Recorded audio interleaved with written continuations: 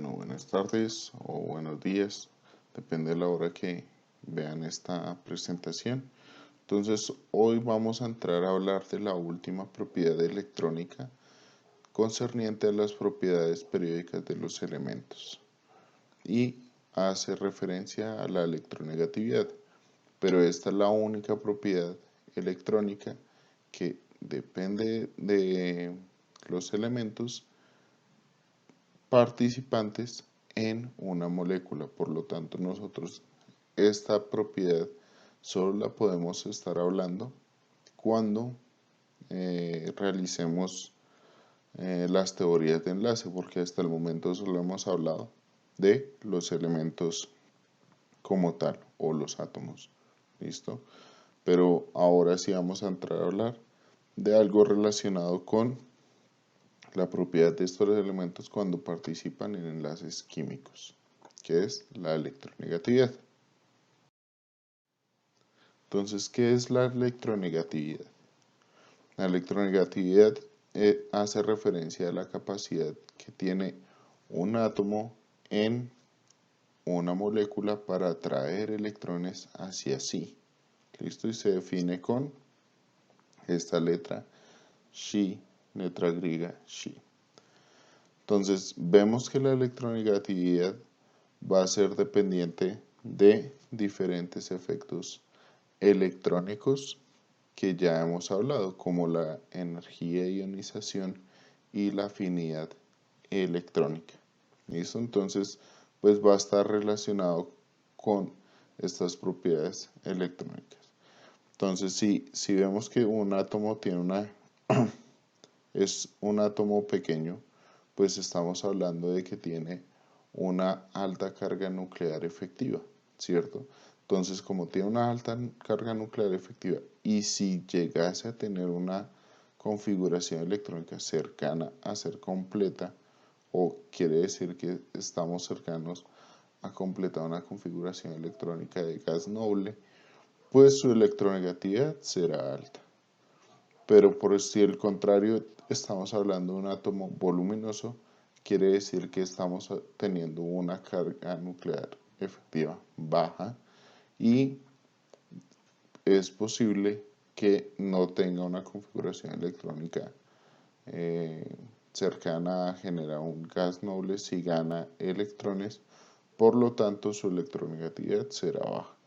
Entonces vamos a ver que la tendencia usualmente es de este tipo, ¿cierto? Y yo creo que ustedes lo han visto o lo han hablado.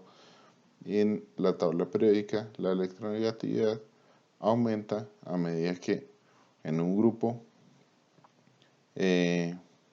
vamos de abajo hacia arriba y en un periodo vamos de izquierda a derecha. Por lo tanto, el elemento más electronegativo que podemos estar hablando es el flúor, ya que los gases nobles pues ya tienen una configuración electrónica estable y ellos pues no van a entrar a participar en esta propiedad electrónica porque pues no van a traer electrones hacia sí. Entonces hay diferentes valores de electronegatividad, diferentes definiciones de electronegatividad, entonces vamos a ver cuáles son.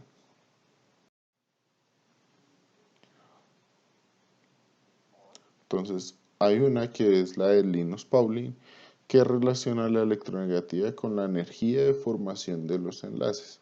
Entonces, esto hace referencia a cuál es la energía liberada o energía ganada cuando se forma un enlace en una reacción química.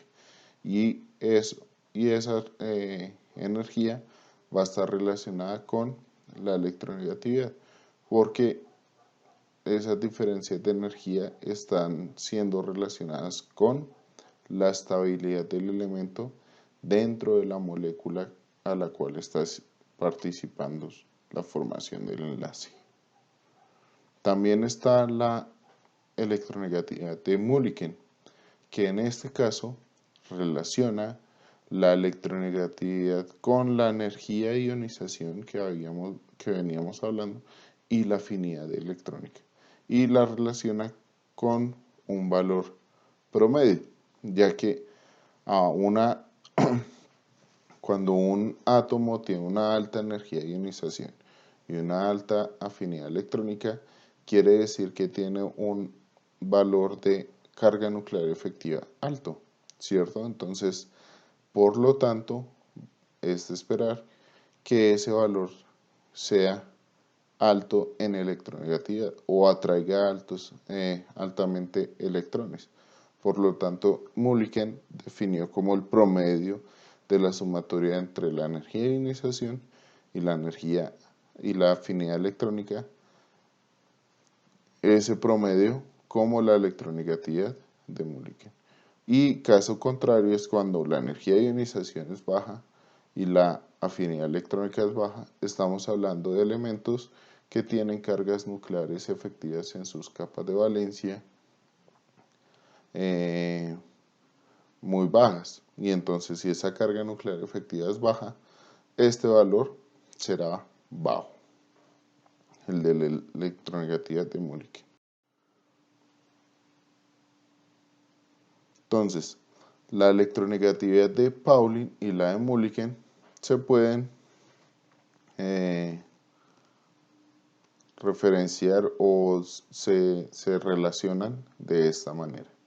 Entonces, la de Pauling es más experimental, ¿cierto? Porque toca medir o determinar la energía del cambio de energía cuando se forman o se rompen enlaces. Y la de Mulliken, esta sí va a ser pues el promedio de la energía de ionización y la afinidad electrónica. Entonces, de acuerdo a la afinidad, a los valores de electronegatividad de Mulliken y de Pauling, pues se hace una referencia empírica en la cual se relacionan los dos valores para así poder tener una mejor idea de cuál valor de electronegatividad de Mulliken corresponde al valor de la electronegatividad de Pauling. ¿Listo? Bien. Hay otra, sin embargo, que ya sí nos hace referencia a lo que nosotros hemos venido hablando, que es la carga nuclear efectiva. Y esta es la que se conoce como la de Aldrich-Roshow y relaciona la electronegatividad ya con algo, un componente o un efecto más físico de la atracción de esos electrones hacia el elemento. ¿Y cuál es? Pues el campo eléctrico superficial del átomo que está generando una atracción hacia él. Y ese campo eléctrico va a estar representado por la carga nuclear efectiva que está sobre una esfera. Y esta electronegatividad de Aldrich-Roshow hace referencia al campo eléctrico de valencia, y este campo eléctrico sale del potencial de Coulomb de superficie de una esfera. Entonces esto lo explico mucho mejor en el video que ustedes encontrarán en este enlace, ¿vale? Entonces los invito a ver el video del enlace. Entonces, si empezamos a evaluar los valores tanto de la electronegatividad de Pauling, la de Mulliken y la de Aldrich-Roshow, encontramos la tendencia periódica dentro de los elementos de la tabla periódica del grupo principal. Aquí no están los elementos de transición, solo los que tienen capas de valencia S y P, que son los concernientes del curso. Y vemos que efectivamente sí, la electronegatividad aumenta cuando subimos en un grupo y aumenta cuando nos desplazamos en un periodo. ¿Listo? Y que las de Mulliken, las de Aldrich-Roshow son como más cercanas. Las de Pauling y las de Mulliken son más cercanas entre sí, porque recordemos que es una relación empírica la que salió de ahí. Esas son constantes, mientras que las de Alres-Rochow sí son diferentes porque hacen referencia exclusivamente al potencial eléctrico. Ellos no definieron esa electronegatividad con valores de energía de formación de enlace o de energía de ionización y afinidad electrónica. Entonces, si vemos los valores que tienen los otros elementos, entonces aquí vemos los otros elementos, ¿listo? Vamos a empezar a ver que ahí sigue la misma tendencia. Sin embargo, hay unos elementos en unos grupos, sobre todo en los elementos más pesados, que empiezan a llamarnos la atención. ¿Listo? Bien. Entonces, esta también es una gráfica en la cual pues, nos muestra la tendencia de la electronegatividad, cómo va cambiando y es más visual, ¿no? Entonces la electronegatividad aumenta de izquierda a derecha y de abajo hacia arriba en el grupo, y de izquierda a derecha en un periodo. Entonces esta es una tabla periódica del grupo principal, otra vez sin los elementos de transición, en la cual vemos más visualmente qué es lo que pasa aquí.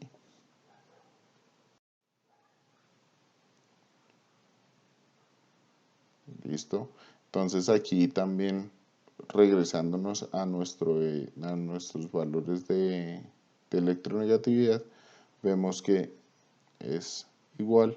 Ahora sí vamos a ver el ejemplo donde hay tendencias que se nos salen de la tendencia general de ir de izquierda a derecha y de abajo a arriba. Entonces aquí lo vamos a ver en este grupo. Si vemos aquí, si cogemos el grupo del galio y del germanio, ¿listo? Que son los grupos 13 y 14 respectivamente, vemos que el talio y el plomo son más electronegativos que el indio y el estaño. Y otra vez vuelve a empezar a subir la electronegatividad. Entonces aquí hay un rompimiento de la tendencia periódica. ¿Y a qué se debe esto? Entonces hay otros efectos que no solo son la carga nuclear efectiva en estos elementos, sino que hay unos efectos que están relacionados con el movimiento de los electrones y la velocidad que tienen ellos dentro del átomo. Y esta velocidad, pues nada más y nada menos que hace referencia a la teoría de relatividad propuesta por Einstein. Entonces vamos a ver que estos efectos pues se conocen como efectos relativistas. Entonces, ¿qué es lo que va a pasar con los efectos relativistas en estos elementos?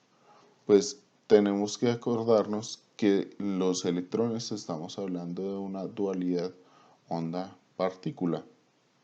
Y entonces los electrones están siendo representados por la función de onda que tiene unos componentes radiales y angulares. ¿Listo? Y bien nos acordamos que los orbitales S y P son los que interaccionan más con el núcleo atómico, ¿cierto? Porque son los que tienen una mayor probabilidad de penetración orbital. ¿Listo? Entonces, cuando tiene una mayor penetración orbital, esto va a generar un efecto de aceleración hacia el centro del núcleo. ¿Por qué? Porque el electrón va a estar acelerado de una manera mucho mayor que si los electrones estuvieran en los orbitales que tienen menor penetración orbital, que son los D y F. Entonces, los electrones que se encuentran en estos orbitales S y P van a sentir una velocidad cercana a la velocidad de la luz cuando son acelerados. Y esto genera un efecto radial relativista que se llama contracción y expansión relativista. Entonces, cuando la velocidad del electrón se acerca a la velocidad de la luz, esto va a generar una contracción de esos orbitales, bien, de los orbitales S y P, y una expansión de los orbitales que no están generando una aceleración de ese tipo. ¿Por qué? Porque estos los van a pantallar mucho más y por lo tanto estos se van a expandir. Entonces, para una mejor explicación, los invito a ver el video de la contracción y expansión relativista. En esta gráfica vemos lo que resulta como el efecto relativista en relación a los radios que tendría el radio relativista que tienen los elementos que son más pesados y empieza a gobernar esa función. ¿Por qué en elementos pesados? Porque tenemos que recordar que a medida que vamos avanzando en la tabla periódica, el número atómico aumenta. ¿Y qué hace referencia al número atómico? El número de cargas positivas, número de protones. Y entre mayor sea el número de protones, pues mayor va a ser el poder de aceleración del núcleo hacia los electrones. Sin embargo, eso no va a ser una tendencia lineal. Uno esperaría que fuera lineal, ¿cierto? ¿Por qué? Porque a medida que aumentamos el número atómico, también estamos incrementando el número de electrones que están alrededor de ese núcleo. Por lo tanto, en una región es donde se observa la predominancia de los efectos relativistas y otra vez vuelve a ganar la parte de la carga nuclear efectiva. Y esa región está cercana al mercurio y al oro, que como ya lo habrán visto en el video que les dije anteriormente, que vieran para complementar lo de la expansión y la contracción relativista,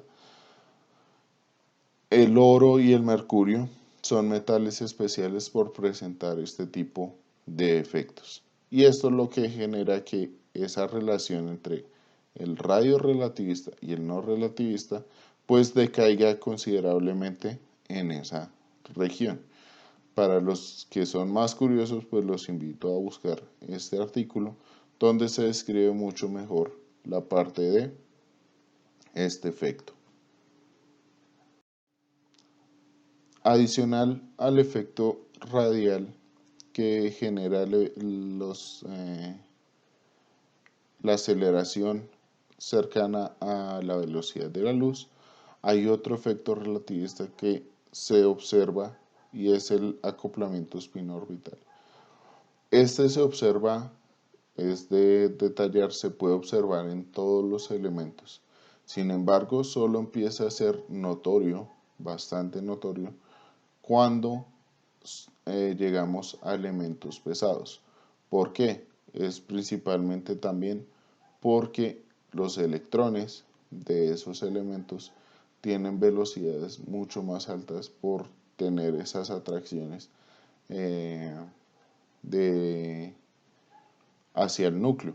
Y esas atracciones pues van a generar que el movimiento del electrón con el número cuántico azimutal, que es el número cuántico que define la forma del orbital, ¿cierto? Que es el número cuántico L, pues va a generar una distorsión en el momento angular de ese electrón. Y cuando genera una distorsión en el momento angular del orbital, pues ya las energías de los orbitales atómicos que estaban degenerados en energía, por ejemplo los orbitales P, que usualmente estamos hablando de 3 orbitales P, ya no van a tener la misma energía.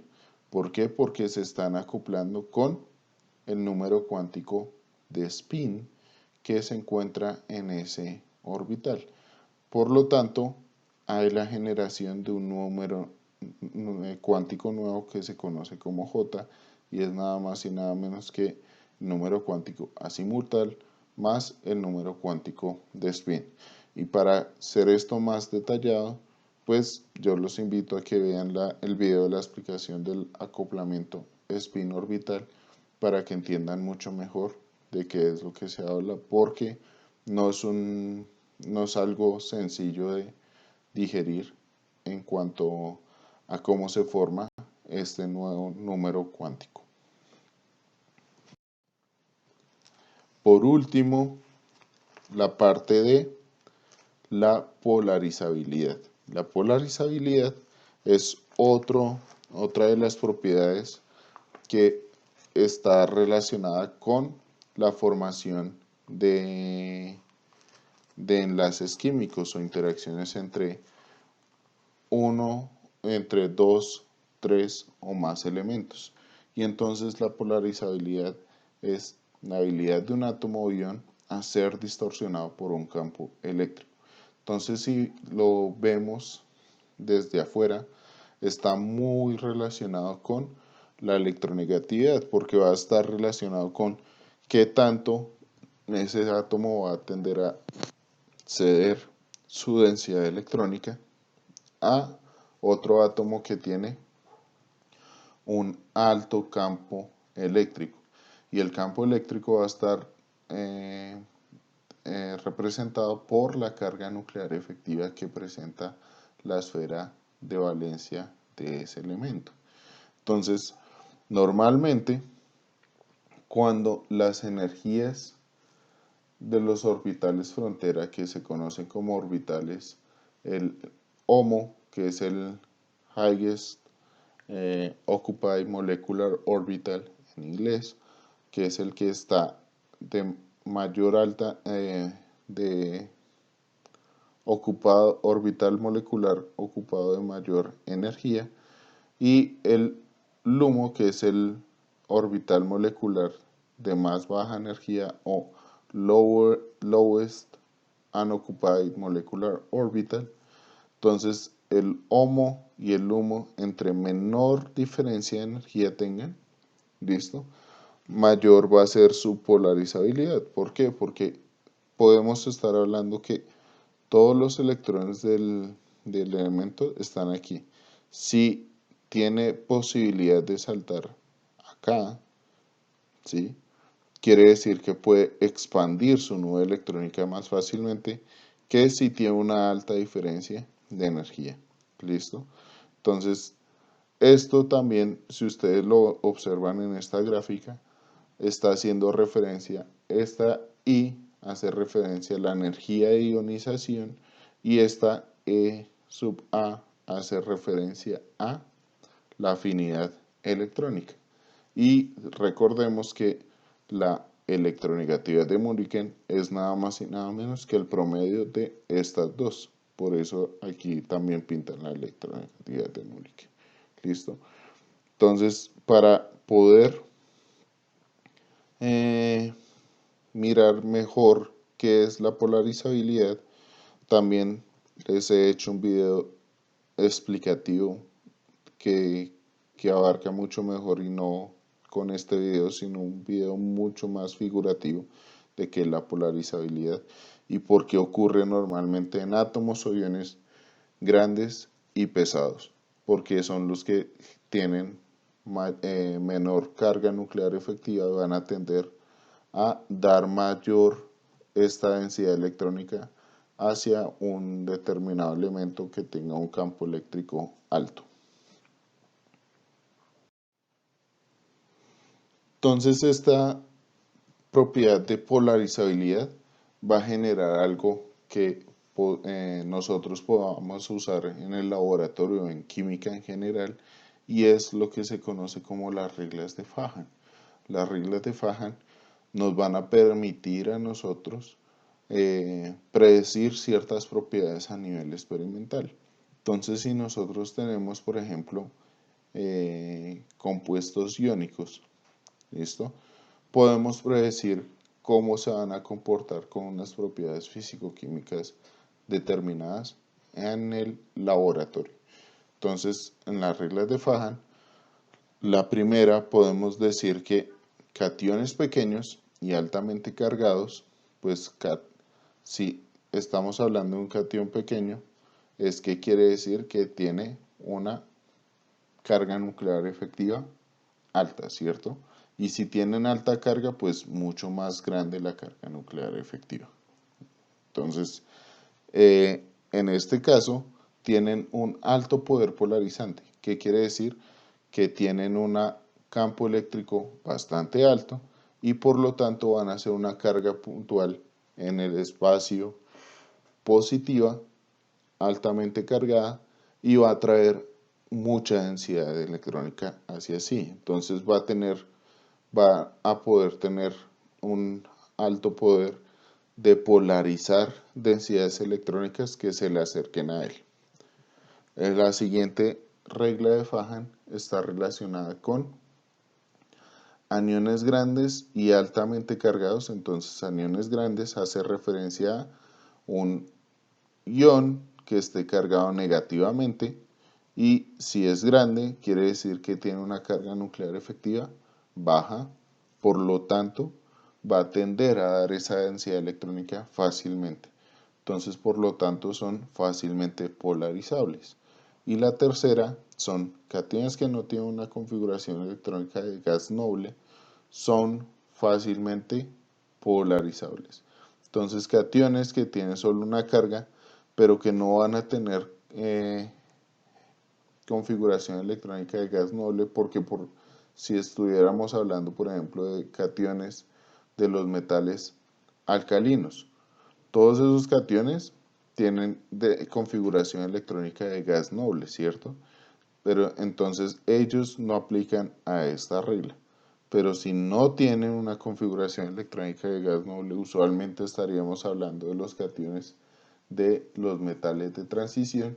Entonces ellos van a ser fácilmente polarizables porque esa densidad electrónica no va a estar atraída hacia el núcleo de esos iones. Entonces, como ejemplos que podemos predecir el comportamiento o podemos explicar el comportamiento son los puntos de fusión de sales inorgánicas. Entonces, si comparamos aquí los puntos de fusión de diferentes sales, vamos a poder ver que hay diferencias en los puntos de fusión dependiendo del tamaño del ion. ¿Y esto por qué se da? Por los efectos de la polarizabilidad y qué tanto componente iónico tiene cada sal. Entonces, en este caso, también les he hecho un video explicativo acerca de por qué ocurren estos efectos en las sales, en los puntos de fusión de sales inorgánicas.